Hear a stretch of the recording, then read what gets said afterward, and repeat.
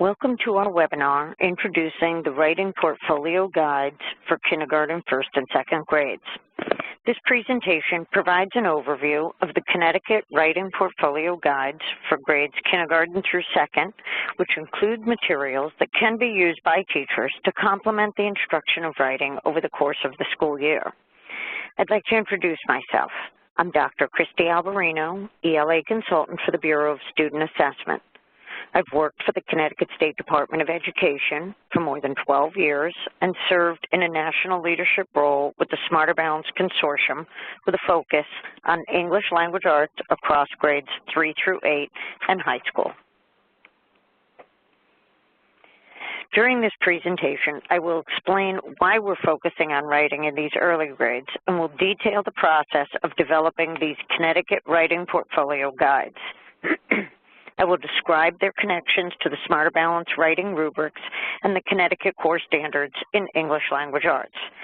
Then I will examine the Grade 1 Opinion Writing Rubric before I present the sources and prompts used to develop the annotated sets of student writing samples in the guides. Before I leave, I will review one writing portfolio guide to give you a better understanding of this valuable resource and show you how to access these and others available on our updated website.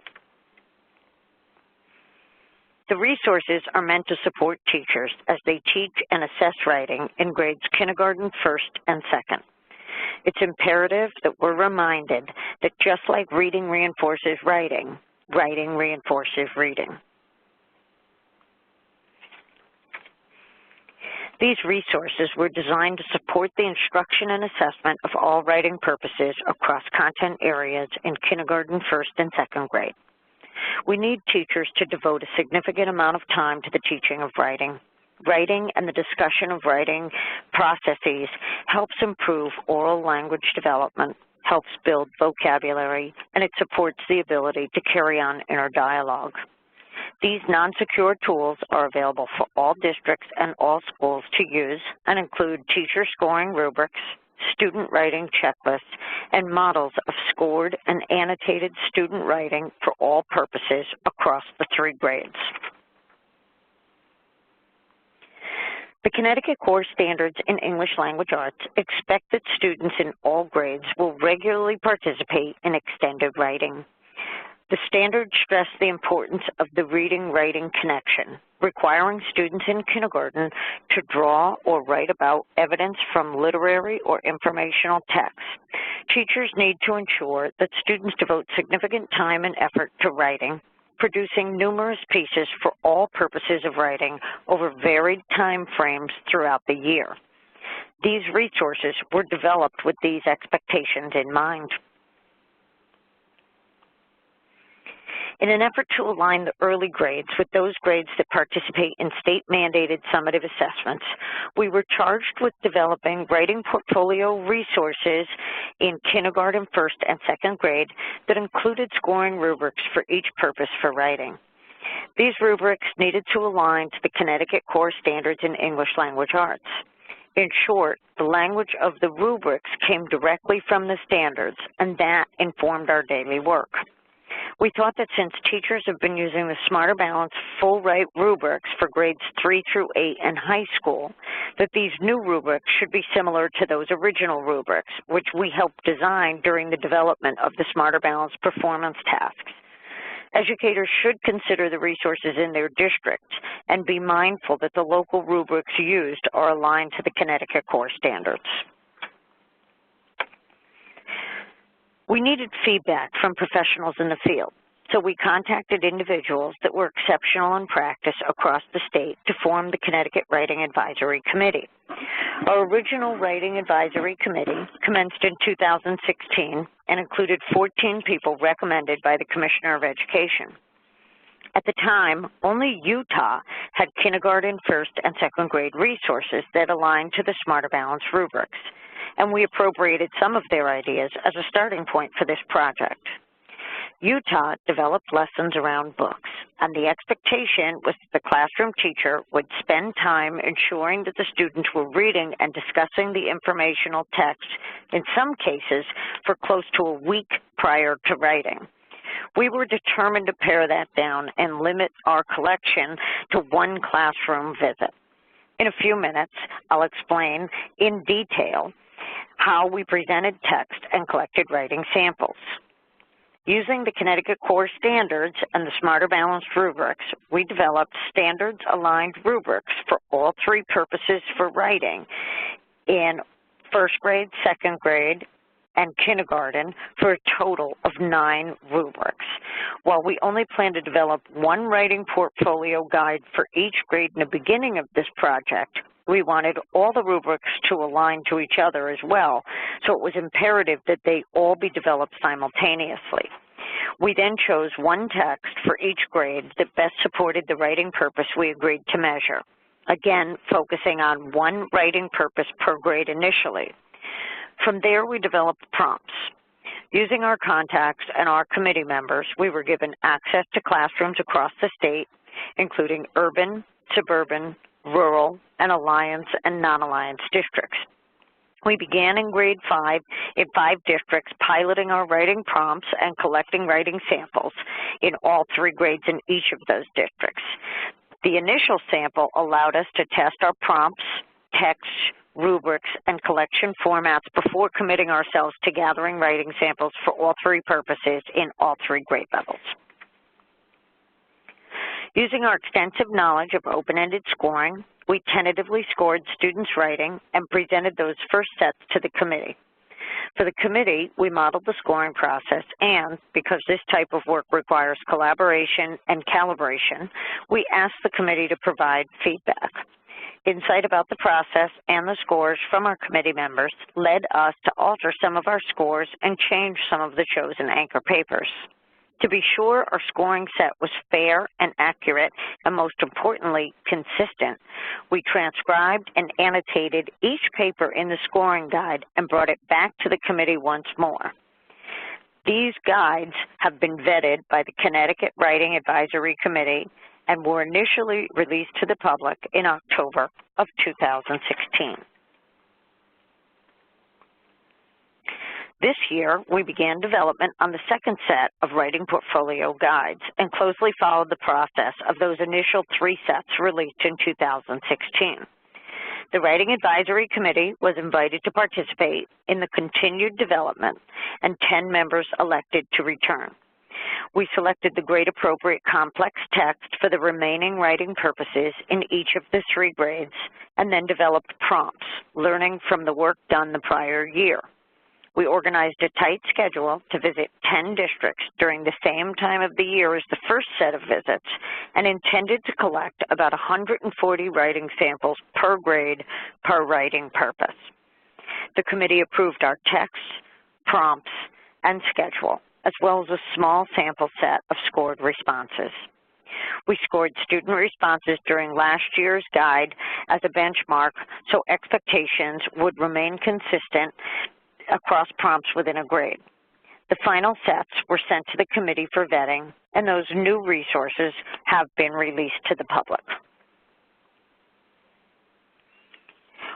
I already made a connection to the Connecticut Core Standards earlier. There are 3 general rhetorical purposes for writing expected by the standards: narrative, informational, and opinion for kindergarten, first, and second grades. The standards clearly indicate that students need to participate in evidence-based writing activities that tell a story or narrated an experience, that inform an audience about a topic, and that form or defend an opinion. The rubrics we designed for the 3 writing purposes use language found in the Connecticut Core Standards. These resources should be used to highlight both the expectations for writing and help us really focus on writing products by students in order to consider where they are in the continuum of their development and how we might need to augment instruction to support students in meeting the expectations of the standards. In grades 3 through 8 and 11, there are Smarter Balanced writing rubrics available that are used to score student responses in the 3 purposes for writing. We developed these kindergarten first and second grade writing rubrics to mirror the Smarter Balanced rubrics in order to form a continuum from the language used and expectations held in the early grades to the language and expectations in grades 3 through 8 and above. Like the Smarter Balanced rubrics, students are provided with a grade-appropriate task based on a source, which should be used as evidence to support their opinion or main idea, or as a starting point for the narrative. They should be using grade and audience-appropriate vocabulary and grade-level conventions in their paper. Similar to the Smarter Balanced Performance Task rubrics, these new rubrics measure 3 dimensions of writing: the organization of the response, the use of evidence and the elaboration of that evidence, or in the case of narrative, the development of the narrative and the elaboration of the story, and lastly, the appropriate use of grade-level conventions.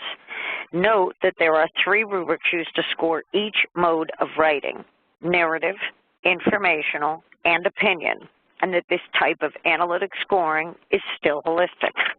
Let's take a look at an example. This is the first of 3 analytic rubrics used to score first grade opinion writing. The rubric expects that the student will state an opinion based on the topic using a structure that matches the purpose and will provide a clear closure to that paper. The organization and purpose of a response is scored on a scale of 1 to 4. The second rubric allows us to score the use of well-integrated evidence to support the opinion. The student needs to use vocabulary and language that is appropriate to audience and purpose. This, too, is scored on a scale of 1 to 4.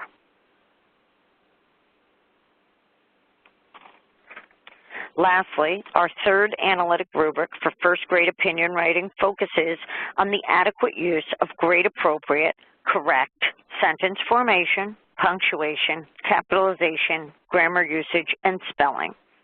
This dimension is scored on a scale of 0 to 2, giving us an overall possible score for the entire response from between 2 to 10.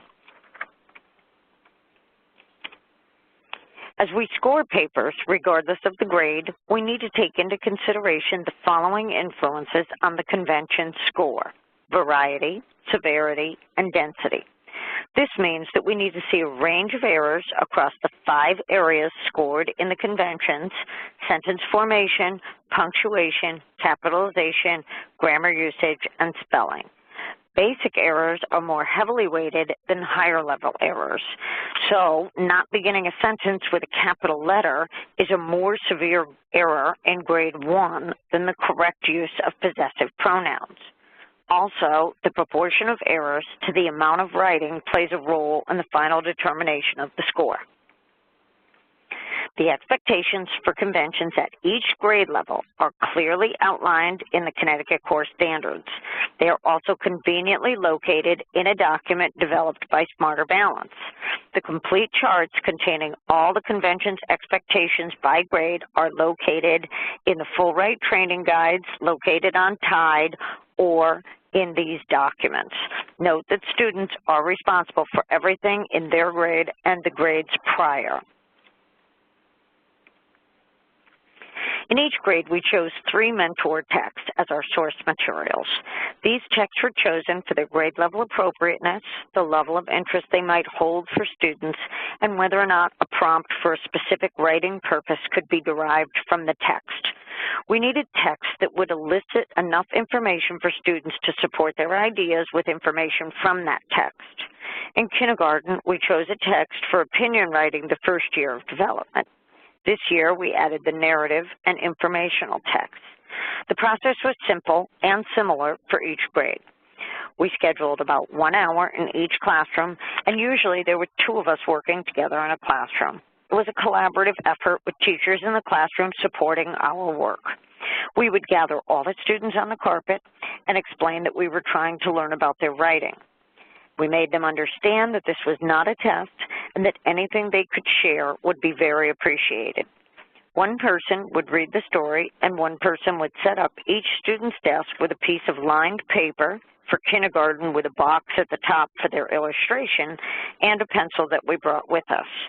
After the story was over, a discussion ensued specific to the prompt. The idea was to spark ideas in the students through the verbal interaction, which could then be written down. Teachers and aides in the room were welcome to help the students if they couldn't spell a word or needed some prompting or encouragement. We circulated and helped students, but we did encourage students to sound words out that they couldn't spell and do the best that they could writing the papers themselves. Because the kindergarten standards state that kindergarten students can use a mixture of writing, illustrating, and dictating to respond, we encouraged them to illustrate their own story after they wrote. Students who could not write dictated their story to an adult who wrote it down for them. Lastly, we reminded students that they needed a beginning, a middle, and an end to their paper. When they handed in their papers, we gave them a fruit-scented sticker, and we let them keep their pencils. Let's look at the text and the prompts for kindergarten. In My Heart is a book about emotions, describing each emotion using whimsical language and bright illustrations. After the story was read, the individual reading to the class would ask the students to close their eyes and think of a time that their heart felt full, so much fun that they were giggly and wiggly like in the book. Sometimes students were asked to turn and share their story with a partner before sharing as a group, and other times volunteers were solicited. Students then discussed a time they felt silly, giggly, and wiggly, and we might encourage them to elaborate or even share our own examples. Kindergartners were sent back to their desks to write and illustrate their story. How to Grow a Friend is a beautiful book that explains how to treat others to make friendships grow and blossom. After the story was read, the individual reading to the class would ask the students what they might do to make a new friend. Depending on the class, students were asked to turn and share their idea with a partner before sharing as a group. Other times, volunteers were solicited. Students then discussed their ideas about ways to make new friends. The individual reading the text might also give his or her own ideas on making a friend to help the students focus. As before, kindergartners were sent back to their desks to write and illustrate their informational pieces on how to grow a friend. I Like Myself was one of the first books we chose, and everyone loved it. It's silly, and the illustrations are wonderful. It's a book about a little girl who has some quirky characteristics that make her unique. The story is about being special and liking the things that make you different or make you stand out. After the story was read, the person reading to the class would ask the students to share what makes them special. The reader might also share something about themselves and the other CSDE consultants that were there in the classroom with them. Students then discussed what makes them special before going back to work at their desks independently as they wrote and illustrated their opinion piece. As I mentioned before, the process was similar for each grade. A 1-hour visit with 2 CSDE consultants if possible. We'd gather all the students on the carpet and explain that we were trying to learn about their writing. We made them understand that this was not a test and that anything they could share would be greatly appreciated. One person would read the story and one person would set up each student's desk with a piece of paper that had the prompt at the top and a pencil that we brought with us. After the story was over, a discussion ensued specific to the prompt.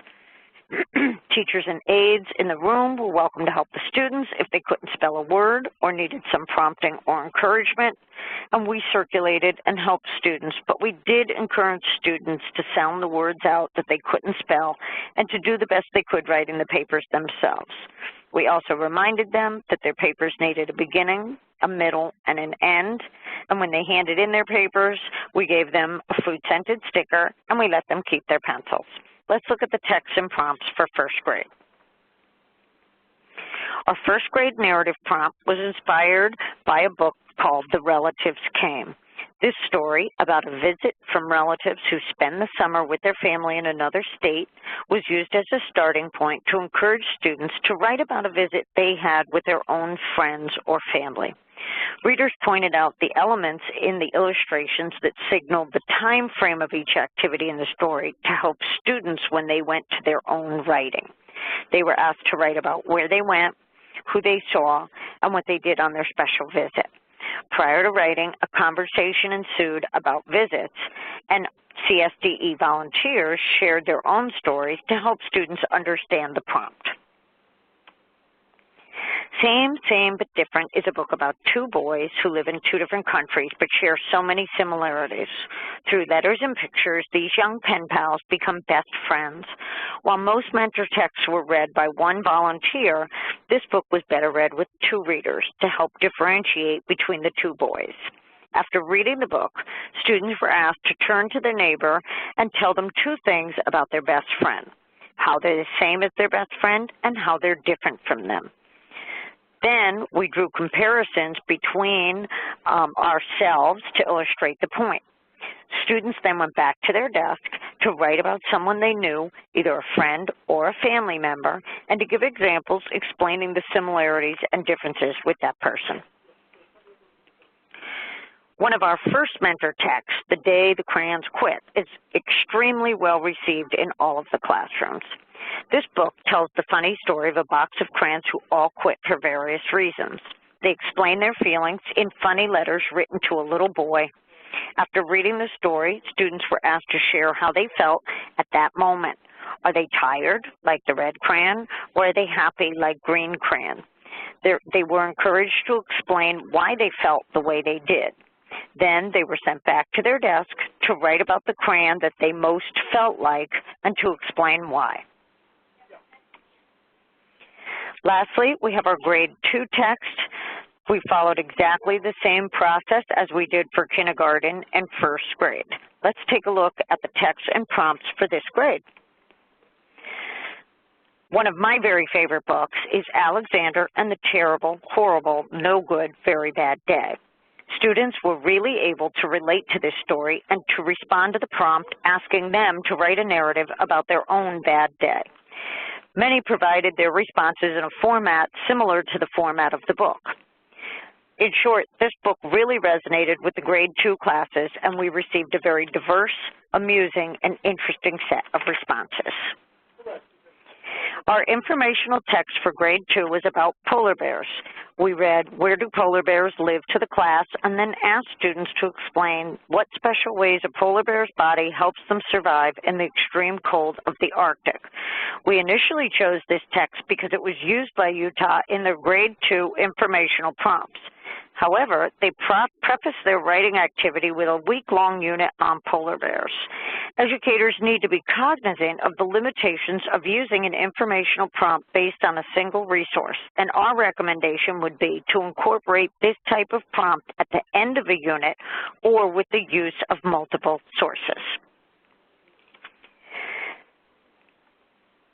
One Word from Sophia presents the art of argumentation writing in ways that are humorous yet educational. Sophia wants a pet giraffe more than anything else in the whole world. Each time she presents her argument, she is given helpful feedback on her presentation of evidence to support her claim. Eventually, she includes the most important word, please. Students listened to the story and then shared their one true desire with a partner before going back to their seats to write an opinion piece on that one thing they want the most and why they should get it. Like the story, they were asked to support their opinion with valid reasons. The final products of all of this work are training guides for each of the 3 grades, representing each of the 3 purposes for writing. In total, there are 9 training guides. In each of the guides, we've included some background on the project, as well as the name of the text and the prompt given at each grade level. This brief background information is followed by an explanation of the materials included and directions for using this self-guided document. To clarify terminology used, we also provide a glossary of terms used throughout the Writing Portfolio Guides.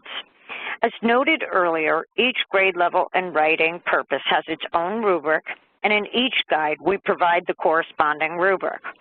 The scoring rubrics are meant to be general and can be used with a variety of writing assignments across content areas and purposes.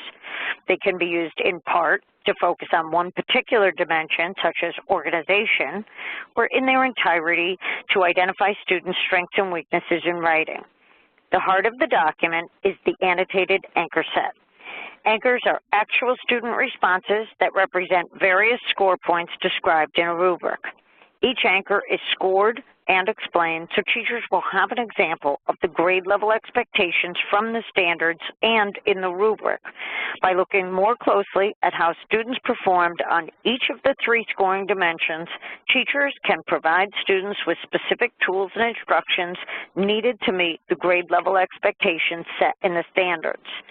Scores for anchor papers represent the varying levels within each score point, and these sets in which we indicate that with a plus or a minus sign.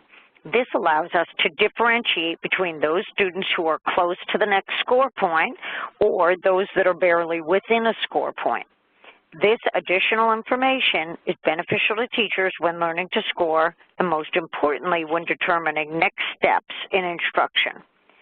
Lastly, we included a writer's checklist for students that used or modified by the teacher would help students meet the appropriate writing objectives.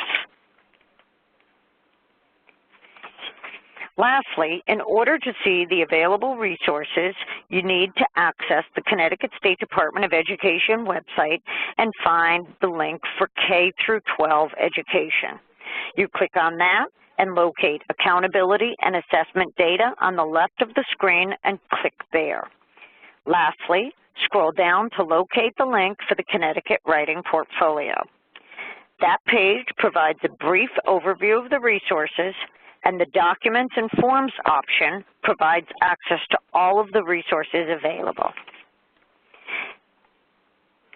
If you have any questions, please feel free to reach out to me, to Deirdre Ducharme, or Joanne White. Thank you.